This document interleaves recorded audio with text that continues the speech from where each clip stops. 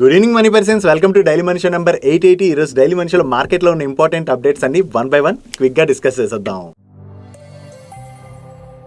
ముందుగా market update చూసినట్లయితే ఈ రోజు సెషన్ లో సెన్సెక్స్ 33 పాయింట్స్ పెరిగి 81,086 పాయింట్స్ కి క్లోజ్ అయినట్లయితే నిఫ్టీ 11 పాయింట్స్ పెరిగి 24,823 పాయింట్స్ కి క్లోజ్ అయింది. అండ్ ఈ రోజు సెషన్ లో మిడ్ క్యాప్ ఇండెక్స్ 0.47% కరెక్ట్ అయినట్లయితే small cap index and bank Nifty almost flat గా క్లోజ్ అయ్యాయి. అండ్ ఈ వీక్ స్టార్టింగ్ లో మనం ఆల్రెడీ మాట్లాడుకున్నాం కదా, ఈ వీక్ లోని జాక్సన్ హోల్ మీటింగ్ జరగబోతుందని. ఈ జాక్సన్ హోల్ మీటింగ్ లోని వేరియస్ కంట్రీస్ కి చెందినటువంటి సెంట్రల్ బ్యాంక్స్ హెడ్స్ అందరూ కూడా మీట్ అయ్యి ఎకానమీస్ రిలేటెడ్ గా, మానిటరీ పాలసీస్ రిలేటెడ్ గా డిస్కస్ చేస్తారు. అండ్ అంతేకాకుండా ఈ రోజు ఫెడ్ చైర్ అయినటువంటి జెరోమ్ పవెల్ గారు ఈ జాక్సన్ హోల్ మీటింగ్ లోని మాట్లాడబోతున్నారు. సో గ్లోబల్ మార్కెట్స్ అన్ని కూడా ఈసారి ఫెడ్ చైర్ జెరోమ్ పవెల్ గారి దగ్గర నుంచి ఎటువంటి కామెంట్స్ వస్తాయా అన్న దాని గురించి వెయిట్ చేస్తున్నాయి. బికాస్ రీసెంట్ గా జూలైలో జరిగినటువంటి ఫెడ్ మీటింగ్ మినిట్స్ రిలీజ్ అయ్యాయి కదా. ఈ మీటింగ్ మినిట్స్ లోని most of the fed officials అయితే నెక్స్ట్ ఫెడ్ మీటింగ్ లోని రేట్ కట్ రిలేటెడ్ గా పాజిటివ్ గా స్పందించారు. సో దీని రిలేటెడ్ గా ఫెడ్ చైర్ దగ్గర నుంచి ఈ జాక్సన్ హోల్ మీటింగ్ లోని ఏదైనా కన్ఫర్మేషన్ వస్తుందేమో మనం చూడవలసి ఉన్నది. ఒకవేళ ఫెడ్ చైర్ దగ్గర నుంచి రేట్ కట్స్ రిలేటెడ్ గా మంచి పాజిటివ్ స్టేట్మెంట్స్ కనుక వచ్చినట్లయితే మండే రోజున మన మార్కెట్ లోనే కాదు గ్లోబల్ మార్కెట్స్ అన్నిటిలో కూడా మనం పాజిటివ్ మూమెంటం చూసేటువంటి అవకాశం ఉన్నది. బట్ ఫెడ్ చైర్ దగ్గర నుంచి ఎటువంటి నెగటివ్ స్టేట్మెంట్స్ వచ్చినా కూడా మండే రోజు మార్కెట్స్ లో కొంత వాలటైలిటీ కూడా కనపడచ్చు. నెక్స్ట్ అనిల్ అంబానీ గారిని అండ్ ఆయనతో పాటుగా మరొక 24 అదర్ ఎంటిటీస్ ని సెక్యూరిటీస్ మార్కెట్ నుంచి సెబీ 5 years పాటు బ్యాన్ చేసింది. అండ్ ఇలా బ్యాన్ చేయడమే కాకుండా అనిల్ అంబానీ గారి పైన సెబీ 24 crores పెనాల్టీని కూడా ఇంపోజ్ చేయడం జరిగింది. అండ్ ఈయన్ని బ్యాన్ చేయడంతో పాటు ఈయనకి చెందినటువంటి కంపెనీ అయిన రిలయన్స్ హోమ్ ఫైనాన్స్ ని కూడా సెక్యూరిటీస్ మార్కెట్ నుంచి 6 months బ్యాన్ చేయడమే కాకుండా 6 lakhs rupees పెనాల్టీని విధించడం జరిగింది. సెబీ ఈ డిసిషన్ తీసుకోవడానికి వెనకాతలు ఉన్నటువంటి రీజన్ ఏంటంటే, మీ అందరికి ఆల్రెడీ ఐడియా ఉండే ఉంటుంది, ఈ రిలయన్స్ హోమ్ ఫైనాన్స్ లిమిటెడ్ ఏదైతే ఉన్నదో వీళ్ళు ప్రీవియస్ గానే డెట్ డిఫాల్ట్ కూడా చేయడం జరిగింది. కాకపోతే ఈ రిలయన్స్ హోమ్ ఫైనాన్స్ కంపెనీ ఇటువంటి పొజిషన్ కి రావడానికి ఉన్నటువంటి రీజన్స్ ఏంటంటే, ఈ రిలయన్స్ హోమ్ ఫైనాన్స్ యొక్క ప్రమోటర్ అయినటువంటి అనిల్ అంబానీ గారు రిలయన్స్ హోమ్ ఫైనాన్స్ యొక్క ఓన్ ఫండ్స్ ని ఆయనకి చెందినటువంటి అదర్ ఎంటిటీస్ అంటే ఆ ఎంటిటీస్ లో కూడా ఈయన మెయిన్ ప్రమోటర్ గా ఉంటారు. సో ఆ ఎంటిటీస్ కి వీళ్ళు ఇల్లీగల్ గా ఫండ్స్ అయితే డైవర్ట్ చేసినట్టుగా సెబీ అయితే గుర్తించింది. సో ఆ ఫండ్స్ ని వీళ్ళు ఆ ఎంటిటీస్ కి డైవర్ట్ చేసిన తర్వాత అగైన్ ఆ కంపెనీస్ రిలయన్స్ హోమ్ ఫైనాన్స్ కి ఆ అమౌంట్ ని రీపే చేయకపోవడంతో రిలయన్స్ హోమ్ ఫైనాన్స్ వాళ్ళు డెట్ డిఫాల్ట్ కూడా చేయడం జరిగింది. సో ఒక పబ్లిక్ లిస్టెడ్ కంపెనీ నుంచి ఈ విధంగా ఫ్రాడ్ చేసి ఫండ్స్ డైవర్ట్ చేయడం అన్నది కరెక్ట్ కాదు. సో ఇలా ఈయనకి చెందినటువంటి కంపెనీస్ కే ఫండ్స్ డైవర్ట్ చేయడానికి ఈ కంపెనీలో ఉన్నటువంటి కొంతమంది కీ మేనేజియల్ పర్సన్స్ కూడా హెల్ప్ చేయడంతో వాళ్ళపైన కూడా సెక్యూరిటీస్ మార్కెట్ నుంచి సెబీ బ్యాన్ అయితే విధించడం జరిగింది. సో ఎప్పుడైతే ఈ రిలయన్స్ హోమ్ ఫైనాన్స్ వాళ్ళు ఇలా చేశారని సెబీ దగ్గర నుంచి అనౌన్స్మెంట్ రావడమే కాకుండా ఈయన పైన 5 years పాటు బ్యాన్ విధించారన్న న్యూస్ బయటకు వచ్చిందో, దాంతోనే రిలయన్స్ హోమ్ ఫైనాన్స్ స్టాక్ లోని ఒక్కసారి ప్రెషర్ కనపడి 5% కరెక్ట్ అయ్యి లోవర్ సర్క్యూట్ లో లాక్ అయిపోయింది. ఈవెన్ ఈ రిలయన్స్ హోమ్ ఫైనాన్స్ తో పాటుగా అనిల్ అంబానీ గారికి చెందినటువంటి అదర్ కంపెనీస్ అయినా రిలయన్స్ పవర్ స్టాక్ కూడా 5% కరెక్ట్ అయ్యి లోవర్ సర్క్యూట్ లో లాక్ అయిపోయినట్లయితే రిలయన్స్ ఇన్ఫ్రాస్ట్రక్చర్ స్టాక్ కూడా 10% పైనే కరెక్ట్ అయింది. ఎప్పుడైనా సరే మేనేజ్మెంట్స్ ఈ విధంగా ఫ్రాడ్లెంట్ యాక్టివిటీస్ కి పాల్పడ్డాయని బయటపడింది అనుకోండి, అటువంటి కంపెనీస్ పైన పబ్లిక్ కి ఇంట్రెస్ట్ కోల్పోతారు. అండ్ అంతేకాకుండా అటువంటి కంపెనీస్ లో ఇన్వెస్ట్ చేసినట్లయితే రిస్క్ ని ఫేస్ చేస్తాం. కాబట్టి అలాంటి కంపెనీస్ తో మనం జాగ్రత్తగా ఉండడం బెటర్. సో ఏవైనా కంపెనీస్ యొక్క మేనేజ్మెంట్స్ ఈ విధంగా చేస్తున్నాయా లేదా మనం ఎలా తెలుసుకోవాలంటే, మేనేజ్మెంట్ అనాలిసిస్ కూడా మనం చేయడం అన్నది చాలా ఇంపార్టెంట్. ఈ మేనేజ్మెంట్ అనాలిసిస్ ఎలా చేయాలన్న దాని గురించి ఆల్రెడీ మన ఛానల్లోని ఫండమెంటల్ అనాలిసిస్ ప్లేలిస్ట్ అవైలబుల్ గా ఉంది కదా. ఈ ప్లేలిస్ట్ లోని 2 videos లోని క్లియర్ గా ఎక్స్ప్లెయిన్ చేయడం జరిగింది. ఒకసారి ఆ 2 videos ని చూడడానికి ప్రయత్నించండి. అండ్ అంతేకాకుండా ఈ ఫండమెంటల్ అనాలిసిస్ ప్లేలిస్ట్ ఏదైతే ఫ్రీగా మన ఛానల్ అవైలబుల్ గా ఉన్నదో దాన్ని మీ ఫ్రీ టైమ్ లో ఒకసారి చెక్ చేసి నోట్స్ రాసుకోవడానికి ప్రయత్నించండి. ఈ ఫండమెంటల్ అనాలిసిస్ కంప్లీట్ గా చూసారనుకోండి, అసలు ఒక కంపెనీలోని మనం ఇన్వెస్ట్ చేయాలంటే ఆ కంపెనీ రిలేటెడ్ గా మనం ఏమేమి అనాలిసిస్ చేయాలి అండ్ ఎలా అనాలిసిస్ చేయాలి అన్న దాని గురించి మీకు క్లియర్ గా అర్థం అవుతుంది. డైలీ మార్కెట్ లో వచ్చేటువంటి ఇటువంటి ఇంపార్టెంట్ అప్డేట్స్ ని మీతో డీటెయిల్ గా షేర్ చేయడానికి మన మనీ పర్స్ టీమ్ ఏవైతే ఎఫర్ట్స్ పెడుతుందో ఆ ఎఫర్ట్స్ కనుక మీకు హెల్ప్ఫుల్ అవుతున్నట్లయితే ఈ వీడియోని మర్చిపోకుండా లైక్ చేయడానికి ప్రయత్నించండి. Coming to Friday question. Last week Friday question లో భాగంగా మిమ్మల్ని లైటెస్ట్ మెటల్ ఏదని అడిగాను. దీనికి ఆన్సర్ లిథియం. దీనికి ఆల్రెడీ కొంతమంది ఆన్సర్ కరెక్ట్ గానే చెప్పారు. And coming to this week Friday question, కొన్ని ఫ్రూట్స్ ని మనం నీళ్ళల్లో వేసినా అవి మొలక్కుండా తేలుతూ ఉంటాయి. సో మీకు తెలిసినటువంటి ఆ ఫ్రూట్స్ నేమ్స్ ఏంటో కింద కామెంట్ సెక్షన్ లో కామెంట్ చేయండి, లేదా next week Friday Daily Money షోలోని ఆ ఫ్రూట్ నేమ్స్ మీకు షేర్ చేస్తాను.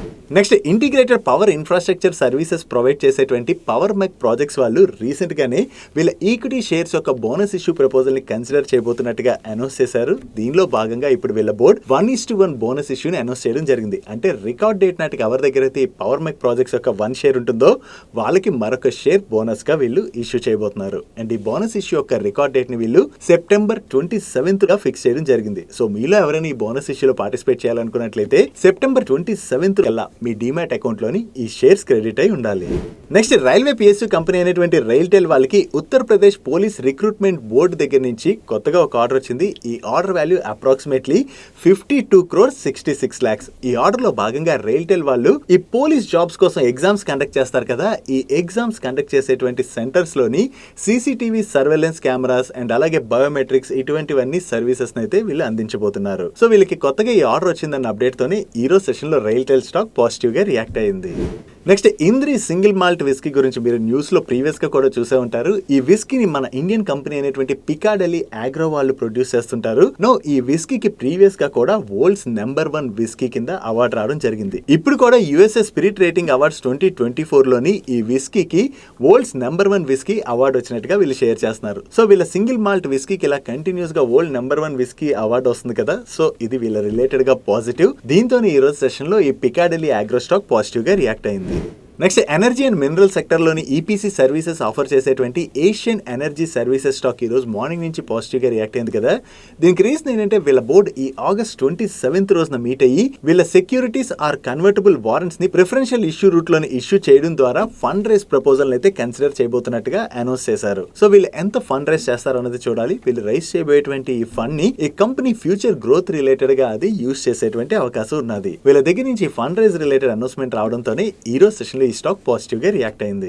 నెక్స్ట్ మన అందరి ఇళ్లలో కూడా పాల్ అయితే కంపల్సరీ యూజ్ చేస్తాం కదా. సో పాల్ రిలేటెడ్ గా ఇప్పుడు FSSAI వాళ్ళ దగ్గర నుంచి ఒక ఇంపార్టెంట్ అనౌన్స్మెంట్ వచ్చింది. ఈ FSSAI అంటే food safety and standard authority of India వాళ్ళు వీళ్ళు ఏం చెప్తున్నారంటే A1 milk and A2 milk అని చెప్పి 2 కేటగిరీ ఆఫ్ మిల్క్స్ కింద మార్కెట్ లో అమ్ముతుంటారు కదా, ఇది కరెక్ట్ కాదు. ఇలా మిల్క్ పైన A1 A2 లేబుల్స్ అయితే తొలగించాలని చెప్పి ఆర్డర్ ని పాస్ చేయడం జరిగింది. అసలు A1 మిల్క్ ఏంటి, A2 మిల్క్ ఏంటో చూద్దాం. ఈ A1 కౌ మిల్క్ ఏదైతే ఉన్నదో ఇది మోస్ట్ కామన్లీ యూజ్డ్ మిల్క్. ఈ మిల్క్ లో ఏంటంటే A2 మిల్క్ తో కంపేర్ చేస్తే కొంత higher fat content and calorie count ఉంటుందని చెప్పి క్లెయిమ్ చేస్తుంటారు. బట్ A2 మిల్క్ లోని ఈ ఫ్యాట్ కంటెంట్ తక్కువ ఉండడంతో పాటుగా ప్రోటీన్ కూడా ఎక్కువగా ఉంటుందని చెప్పి క్లెయిమ్ చేసి ఈ A2 మిల్క్ ని కొంత ప్రీమియం ప్రైస్ కి సెల్ చేస్తుంటారు అనమాట. అండ్ అంతేకాకుండా A1 మిల్క్ తో కంపేర్ చేస్తే A2 మిల్క్ ని యూజ్ చేయడం వల్ల డైజెస్టివ్ ప్రాబ్లమ్స్ అవి కూడా రాకుండా ఉంటాయని చెప్పి క్లెయిమ్ చేసి ఈ A2 మిల్క్ ని కొంత ప్రీమియం ప్రైస్ కే మార్కెట్ లో సెల్ చేస్తుంటారు. నౌ FSSAI వాళ్ళు ఏం చెప్తున్నారంటే ఈ A1 A2 కేటగిరైజ్ చేసి మిల్క్ రిలేటెడ్ గా ఏదైతే ఈ క్లెయిమ్స్ చేస్తున్నారో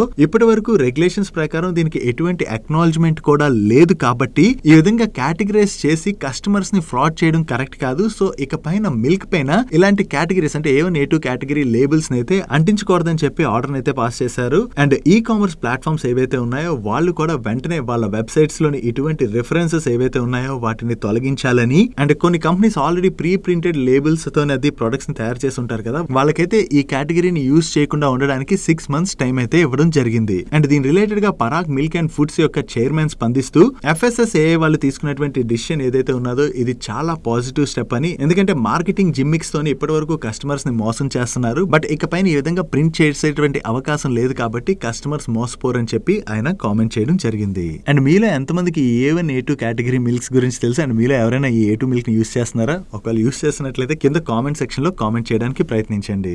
next government 156 fixed dose combo drugs పైన బ్యాన్ విధించడం జరిగింది. వీటిలోని antibiotics, anti allergics, painkillers, multivitamins and వీటితో పాటుగా fever and hypertension related గా కాంబినేషన్ ట్రీట్మెంట్ డోసెస్ డ్రగ్స్ ఏవైతే ఉంటాయో వాటిలో 156 ఫిక్స్డ్ డోసేజ్ కాంబో డ్రగ్స్ ని యూజ్ చేయడం వల్ల పబ్లిక్ కి హెల్త్ రిస్క్ అయితే ఉన్నదని చెప్పి గుర్తించడంతోనే గవర్నమెంట్ వీటిపైన బ్యాన్ విధించడం జరిగింది. 2016 నుంచి చూసినట్లయితే ఇప్పటి వరకు గవర్నమెంట్ ఇటువంటి 344 ఫిక్స్డ్ డోస్ కాంబో డ్రగ్స్ పైన బ్యాన్ విధించింది. సీరియస్లీ గవర్నమెంట్ ఈ విధంగా కనుక్కొని ఇటువంటి డ్రగ్స్ పైన ఏదైతే బ్యాన్ విధిస్తుందో అది పబ్లిక్ అయితే చాలా పాజిటివ్. ఎందుకంటే మనకు ఒకసారి కొన్ని డ్రగ్స్ ని యూజ్ చేయడం వల్ల వచ్చేటువంటి సైడ్ ఎఫెక్ట్స్ అవి తెలియకపోయినా యూజ్ చేసేస్తుంటాం కదా, అవి యూజ్ చేసిన తర్వాత వాటి వల్ల వచ్చేటువంటి సైడ్ ఎఫెక్ట్స్ వల్ల చాలా మంది ఇబ్బంది పడుతుంటారు. సో ఇలా హెల్త్ ఇష్యూస్ ట్రీట్మెంట్స్ కోసం యూజ్ చేసేటువంటి డ్రగ్స్ రిలేటెడ్ గా అయితే గవర్నమెంట్ చాలా స్ట్రిక్ట్ గా యాక్ట్ చేయడం అన్నది ఇంపార్టెంట్. నెక్స్ట్ సన్ ఫార్మా వాళ్ళు ఇండియాలోని టెడిజోలిడ్ ఫాస్ఫేట్ టాబ్లెట్స్ ని లాంచ్ చేయడం జరిగింది.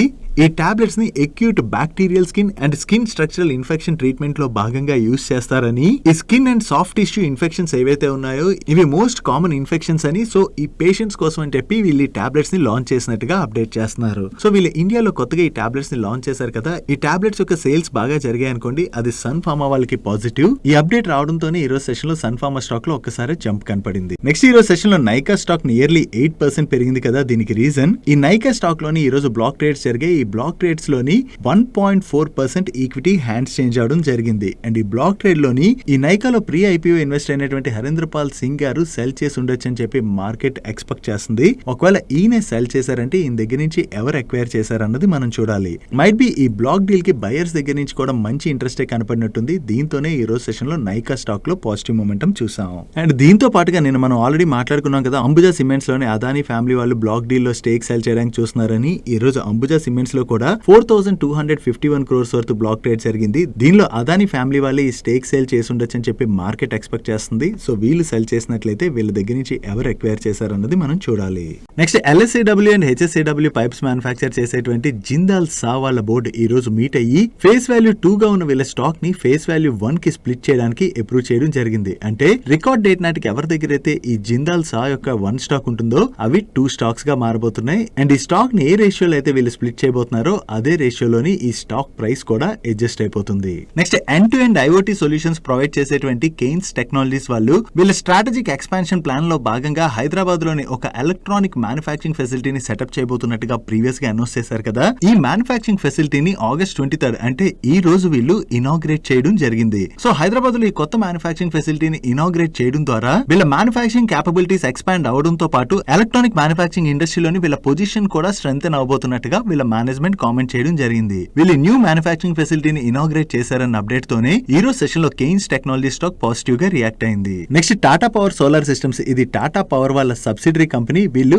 ICICI బ్యాంక్ లిమిటెడ్ వాళ్ళతోని కొలాబరేషన్ ని అనౌన్స్ చేశారు. ఈ కొలాబరేషన్ లో భాగంగా రెసిడెన్షియల్ అండ్ కార్పొరేట్ కస్టమర్స్ ఎవరైతే వాళ్ళ బిల్డింగ్స్ పైన కావచ్చు లేదా కార్పొరేట్ ఆఫీసెస్ పైన కావచ్చు సోలార్ ప్యానల్స్ ని ఇన్స్టాల్ చేసుకుందాం అనుకుంటారు కదా, ఈ సోలార్ ప్యానల్స్ ఇన్స్టాల్ చేసుకుందాం అనుకునే వాళ్ళకి వీళ్ళు ICICI bank through finance solutions అంటే లోన్ సొల్యూషన్స్ ప్రొవైడ్ చేయబోతున్నట్టుగా వీళ్ళు ఈ రోజు అనౌన్స్ చేయడం జరిగింది. సో ఈ మధ్య మనం చూసినట్లయితే చాలా మంది వాళ్ళ బిల్డింగ్స్ పైన ఈ సోలార్ ప్యానల్స్ ని ఇన్స్టాల్ చేయించుకుందాం అనుకుంటున్నారు కదా, కాకపోతే కొంతమంది దీనికి ఒక్కసారి అమౌంట్ పెట్టడానికి ఇబ్బంది పడతారు. కాబట్టి ఈ విధంగా లోన్స్ అవి వాళ్ళకి ప్రొవైడ్ చేసినట్లయితే ఎక్కువ మంది కస్టమర్స్ ఈ సోలార్ ప్యానల్స్ అయితే ఇన్స్టాల్ చేసుకునేటువంటి అవకాశం ఉంది. దీని ద్వారా టాటా పవర్ వాళ్ళు వాళ్ళ సోలార్ ప్యానల్స్ ఇన్స్టాలేషన్స్ ని పెంచుకోవడానికి చూస్తున్నట్లయితే ICICI బ్యాంక్ వాళ్ళు ఇలా లోన్స్ ఇష్యూ చేయడం ద్వారా వాళ్ళ లోన్ బుక్ ని గ్రో చేయడానికి ప్రయత్నిస్తున్నారు. సో ఇది బోత్ కంపెనీస్ రిలేటెడ్ గా మనం పాజిటివ్ గా అర్థం చేసుకోవచ్చు.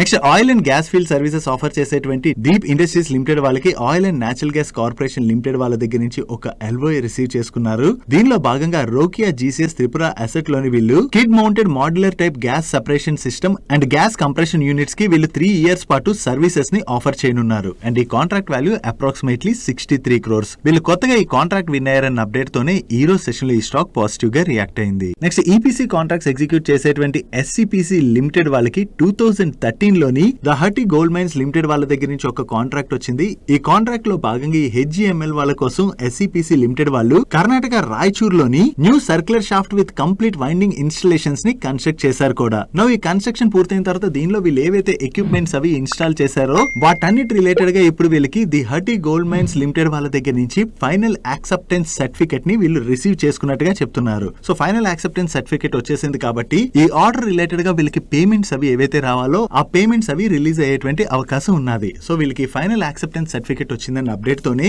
ఈ రోజు సెషన్ లో SCPC లిమిటెడ్ స్టాక్ పాజిటివ్ గా రియాక్ట్ అయింది. నెక్స్ట్ ఫార్మా కంపెనీ అయినటువంటి FDC లిమిటెడ్ వాళ్ళ రిలేటెడ్ గా ఒక పాజిటివ్ అప్డేట్ ఉన్నది. వీళ్ళ హిమాచల్ ప్రదేశ్ మ్యానుఫ్యాక్చరింగ్ ఫెసిలిటీలోని US FDA వాళ్ళు ఇన్స్పెక్షన్ కండక్ట్ చేయడం జరిగింది. ఈ ఇన్స్పెక్షన్ ముగియడంతో ఇప్పుడు US FDA వీళ్ళకి ఫార్మ్ 483 ఇష్యూ చేసింది. ఈ ఇన్స్పెక్షన్ లోని వీళ్ళ మ్యానుఫ్యాక్చరింగ్ ఫెసిలిటీకి US FDA దగ్గర నుంచి అయితే ఎటువంటి అబ్జర్వేషన్స్ రాలేదు. వీళ్ళ మ్యానుఫ్యాక్చరింగ్ ఫెసిలిటీకి US FDA దగ్గర నుంచి ఎటువంటి అబ్జర్వేషన్స్ రాలేదంటే ఇది వీళ్ళ రిలేటెడ్ గా పాజిటివ్ గా అర్థం చేసుకోవచ్చు. Next civil and infrastructure projects ని ఎగ్జిక్యూట్ చేసేటువంటి GPT ఇన్ఫ్రా వాళ్ళకి ఈస్టర్న్ రైల్వే వాళ్ళ దగ్గర నుంచి 13 crores వర్త్ ఆర్డర్ వచ్చింది. ఈ ఆర్డర్ లో భాగంగా వీళ్ళు ఈస్టర్న్ రైల్వే కోసం స్పెషల్ స్లీపర్స్ మ్యానుఫ్యాక్చర్ చేసి సప్లై చేయనున్నారు.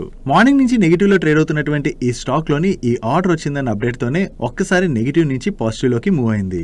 That's it for today's Daily Munch. ఈ రోజు డైలీ మంచ్ లో మేము షేర్ చేసిన ఇన్ఫర్మేషన్ మీకు నచ్చినట్లయితే ఈ వీడియోని లైక్ చేయండి అండ్ ఈ video me friends and family members helpful అవుతుంటే ఈ వీడియోని వాళ్ళకి షేర్ చేయండి. అండ్ మీరు ఇదే ఫస్ట్ టైం మన మనీ పర్స్ ఛానల్కి వచ్చి ఛానల్ ఇంకా సబ్స్క్రైబ్ చేయలేనట్లయితే ఇక్కడ ఉన్న ఛానల్ లోగో మీద క్లిక్ చేసి ఛానల్ సబ్స్క్రైబ్ చేసుకుంటూ పక్కన ఉన్న బెల్ ఐకాన్ లోని ఆల్ నోటిఫికేషన్స్ యాక్టివేట్ చేసుకోండి. నేను చంద్రశేఖర్ పత్రి మరొక ఇంట్రెస్టింగ్ వీడియోతో కలుద్దాం. Good night and happy weekend.